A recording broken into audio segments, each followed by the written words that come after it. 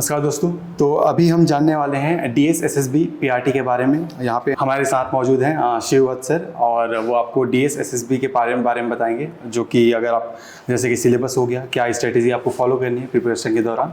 तो सर वही चीज़ हम आप को डिस्कस करनी है। हमारे जो स्टूडेंट्स हैं जो प्रिपेयर कर रहे हैं जी, उनको बताइए। जी सबसे बिल्कुल बेसिक से स्टार्ट करते हैं। हाँ, पूरा बेसिक से, जैसे कि अब मुझे तो आता ही नहीं है, आपको समझाना है।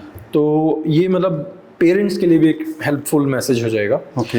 अगर आप टीचर बनना चाहते हैं गवर्नमेंट सेक्टर में, तो आज के टाइम पे प्राइमरी टीचर बनने के लिए आपको एक 2 साल का डिप्लोमा करना होता है, जिसको डिप्लोमा इन एलिमेंट्री एजुकेशन बोलते हैं।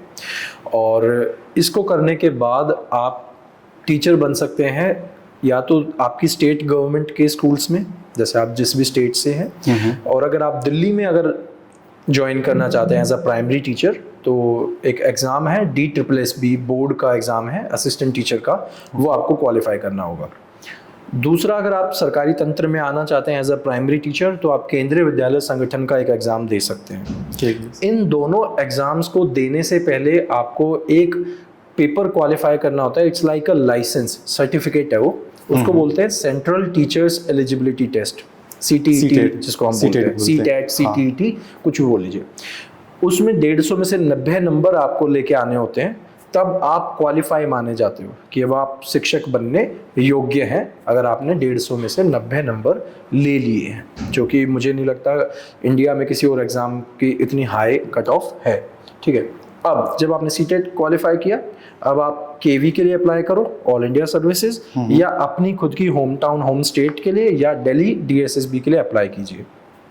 अब जब आप DSSB के लिए चलो अप्लाई करते हैं, आप दिल्ली में टीचर बनना चाहते हैं, तो इसके 2 हिस्से होते हैं, पेपर 1, पेपर 2। पेपर 1 में 5 सब्जेक्ट्स हैं आपका, हिंदी, इंग्लिश, मैथ्स, रीजनिंग और GS या जनरल स्टडीज़ या करंट अफेयर, GK, हिस्ट्री, सब कुछ जो क्लब करते हैं। दूसरा हिस्सा जो 100 नंबर का रहेगा, 100 का पहला हिस्सा, 100 नंबर का दूसरा हिस्सा, जिसमें कि आपकी चाइल्ड साइकोलॉजी और पेडागोजी ऑफ वेरियस सब्जेक्ट्स आते हैं। पेडागोजी होता है किसी भी सब्जेक्ट को पढ़ाने का तरीका, उसके पूरे एक टेक्निकल नॉलेज है कि आपने इंग्लिश पढ़ानी है बच्चों को, तो उसकी एक पेडागोजी है कि कैसे पढ़ाया जाता है। ठीक है, तो उन सब को 100 नंबर में वहाँ पे डील किया जाएगा। अब अगर आपने रिटर्न एग्जाम होती है, रिटर्न एग्जाम होती है, ये MCQ फॉर्म में है और ऑनलाइन होती है। अब जो आप ये कंप्यूटर लैब्स वगैरह में होते हैं, वहाँ पर इसको लिया जाता है। दिल्ली में मोस्टली नोएडा में सारी लैब्स हैं, तो वहाँ पर इसका एग्ज़ाम कंडक्ट किया जाता है। और कोई मतलब इतना हल्का एग्ज़ाम नहीं है, इट्स वेरी गुड एग्ज़ाम और अच्छा लेवल है इसका। तो तैयारी भी उसी लेवल की आपने करनी चाहिए। तैयारी करते समय अगर मुझसे कोई टिप्स पूछता है, तो मैं सबसे पहले आपको, मेरी जो पर्सनल टिप है वो यही है कि आप सबसे पहले 5-6 प्रीवियस ईयर पेपर्स को सॉल्व कीजिए, रिसेंट के। 2024 में हम बैठे हैं, आप 2021, 22, 23 में जो भी पेपर्स हैं उनको सॉल्व कीजिए उस डिपार्टमेंट के, DSSB के। अब इससे आपको क्या बेनिफिट होगा?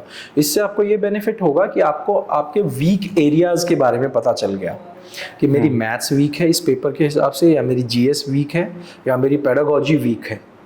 जैसे ही आपको वो पता चल जाए, अब आप पैरेलली उन वीक एरियाज़ पे ज़्यादा ध्यान देंगे, उनके लिए पढ़ेंगे, और साथ के साथ बाकी चीज़ों को भी अब आप प्रिपेयर कीजिए। फॉर एग्जांपल 100 नंबर का पेपर है पार्ट 1, और उसमें आपने 100 में से 75 अबव स्कोर करना है। ठीक है, अब अगर आपने 75 स्कोर करना है, तो 5 सब्जेक्ट्स में GS, maths, reasoning, English, Hindi, 15-15 number सब में लेने हैं। 20-20 के आएंगे, 15 से ऊपर लेने हैं। मैथ में मान लो आपकी वीकनेस है, अगर आप मैथ्स में ये सोचते हो कि भाई मैथ में मेरे एटलीस्ट 10 ही आ जाएं, 5 नंबर आपको और दूसरे सब्जेक्ट से कवर अप करने पड़ेंगे, क्योंकि 75 से नीचे तो सिलेक्शन थोड़ा सा मुश्किल हो जाएगा। 80 अबव तो आपने अपना पार्ट 1 में स्कोर रखना पड़ेगा। हाल फिलहाल की आप कट ऑफ भी चेक करें साथ के साथ। अभी अगर आप कट ऑफ चेक करते हैं तो 200 में से 150 नंबर वालों का सिलेक्शन होता है, उसके आसपास कट ऑफ रहती है। जब मेरा सिलेक्शन हुआ था उस टाइम की कट ऑफ थी 200 में से 141.75 की, तो हाई कट ऑफ जाती है। एक एक सब्जेक्ट को अलग से तैयार करें, वीक एरियाज़ को स्पॉट करें। हर रोज़ आपने पेपर को सॉल्व करना है। प्रीवियस ईयर पेपर सॉल्व कीजिए, मॉक टेस्ट पेपर सॉल्व कीजिए। अगर आपने ऑनलाइन पहले कभी नहीं सॉल्व किए हैं तो आप ऑनलाइन सीरीज़ लैपटॉप के थ्रू उन चीज़ों को सॉल्व करें। इट इज़ वेरी इंपॉर्टेंट कि आप अपने आप को उससे गेट थ्रू कर ले एक बार, क्योंकि कई बार क्या होता है बच्चा पेपर पे सॉल्व करके जाता है और जब वहाँ पर उसको कीबोर्ड और माउस से क्लिक करना होता है ना, वो घबरा रहा होता है, वो टेंशन में रहता है क्योंकि यूज टू नहीं है। तो ये बहुत छोटे छोटे टिप्स हैं, चीज़ें हैं, लेकिन वहाँ पर मैटर करते हैं क्योंकि आपने वहाँ 2 घंटे में इतना सब कुछ करना है, ठीक है ना। तो you need to be at your best at that point. उसके अलावा आप जब DSSB की या KVS की प्रिपरेशन करें, अपने आप को पॉजिटिव रखें। इट इज़ वेरी इंपॉर्टेंट कि अपने आप को पॉजिटिव रखें, क्योंकि नंबर ऑफ़ एप्लीकेंट्स ज़्यादा हैं, नंबर ऑफ़ वैकेंसीज कम है, तो demotivation will kick in, frustration आ जाती है, आएगी, बिल्कुल आएगी, ठीक है। प्लेट्यू आएगा कि अब मेरे से तो हो ही नहीं रहा, मेरे तो 200 में से 140 ही हर बार आ रहे हैं, ये सब कुछ आ रहा है।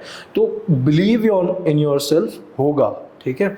और अपने आप को बार बार बताते रहें कि ठीक है ये स्टेज आनी थी। It is very important to acknowledge that stage कि हाँ भाई, वो जब मेरे पहले 200 में से मान लो 120 आ रहे थे, अब 140 हैं, तो ये स्टेज आनी थी कि अब मेरे लगातार 140 ही रहेंगे, लेकिन इट विल इंक्रीज जब मैं प्रैक्टिस कर लूँगा। तो खुद से बताना, थर्ड पर्सन में बात करना भी कई बार ज़रूरी हो जाता है कि हो जाएगा, डरने वाली बात नहीं है, ठीक है। तो उसके बाद आप क्या कहते हैं, अपना एग्जाम अच्छे से लिखिए। यहाँ पे कोई फिक्स अटेम्प्ट होता है या अटेम्प्ट नहीं, एज कैटेगरी है 30 इयर्स की, अभी एज कैटेगरी है, एज लिमिट है, बाकी और कोई तो वो है नहीं इसमें। आप उस उम्र से पहले कितनी बार जब भी वैकेंसीज आए आप अप्लाई करते रहिए। बाकी देखो मज़ा तो तब आता है जब पहली बार अप्लाई किया और पहली बार पेपर निकाल दिया, ठीक है। उसका एक मज़ा कहने में ही अलग होता है कि भाई पता है जब मैं 21 साल का था तब मैंने जॉब निकाल दी थी, गवर्नमेंट जॉब निकाल दी थी। तो ये सब कुछ है जी। अच्छा, इसमें जब हम प्रैक्टिस कर रहे हैं और मॉक टेस्ट पेपर्स कर रहे हैं, तो एक और कुछ एक चीज़ें जो हमें ज़रूर पढ़नी चाहिए। फॉर एग्ज़ाम्पल NCERT की जितनी भी पब्लिकेशंस हैं related to your subject boundaries, वो पढ़ो। फॉर एग्ज़ाम्पल NCF 2005 जब आया था तो NCERT ने कुछ पोजीशन पेपर्स पब्लिश किए थे हर एक सब्जेक्ट के, teaching of English, teaching of math, teaching of Hindi.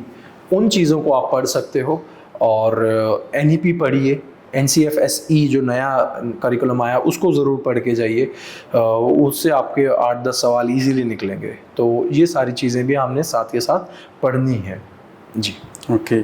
अगर और जब DSSB KVS की तैयारी से पहले आता है CTET। अब CTET या आपका स्टेट का भी TET होता है, टीचर्स एलिजिबिलिटी टेस्ट, उसका भी मतलब गिव एंड टेक सेम ही फॉर्मूला है। सबसे पहले आपने अगर मान लो प्राइमरी टीचर लगना है तो 5वीं तक की सारी NCERT किताबें ज़रूर पढ़नी है, थॉरोली पढ़नी है, क्योंकि 1 लाइनर्स वहाँ से डायरेक्टली पूछ लेते हैं। खासतौर से EVS सब्जेक्ट में तो वहाँ से 1 लाइनर्स उठा के वो लोग पूछते हैं। दूसरा, NCERT में एक टीचर्स नोट या टीचर्स पेज करके पोर्शन होता है हर एक यूनिट के बाद, उसको थॉरोली पढ़ें।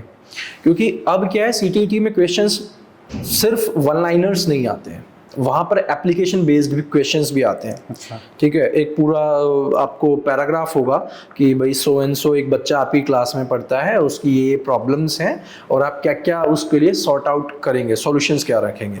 तो वो नॉलेज बिल्ड करने के लिए आपके पास कंटेंट पीछे से होना चाहिए, और वो कंटेंट NCERT आपको टीचर्स नोट या टीचर्स पेज में प्रोवाइड करती है। तो वो चीज़ें भी आपने CTET में पढ़े। बाकी सेम प्रैक्टिस है, रोज़ आप मॉक टेस्ट दीजिए, प्रीवियस ईयर पेपर्स को रोज़ सॉल्व कीजिए। और एक टिप जो सभी गवर्नमेंट एग्ज़ाम्स में खासतौर से जहाँ पर टाइम बाउंड और नेगेटिव मार्किंग होती है, वो होती है स्टॉप वॉच लगा के पेपर को अटेम्प्ट करना। वेरी इंपॉर्टेंट कि आप अपनी एक्यूरेसी निकालें कि भाई 2 घंटे में मैंने कितने तो क्वेश्चन मार्क करे और कितने सही लगे उनमें से।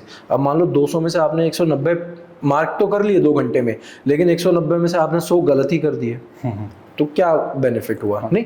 तो आपने वो एक्यूरेसी भी अपनी बढ़ानी है साथ के साथ। तो बाकी सेम है और इजी है, हो जाएगा, बस बिलीव इन योरसेल्फ जी। तो इस वीडियो से आपको DS SSB के बारे में पूरी जानकारी मिल गई होगी। तो सर बहुत बहुत धन्यवाद। Thank you so आपका much, प्रकाश जी। शो में आने के लिए सर बहुत अच्छा लगा सर आपसे बात करके। सेम है, सेम है। मिलते हैं हम अगले एपिसोड में। तब तक के लिए धन्यवाद।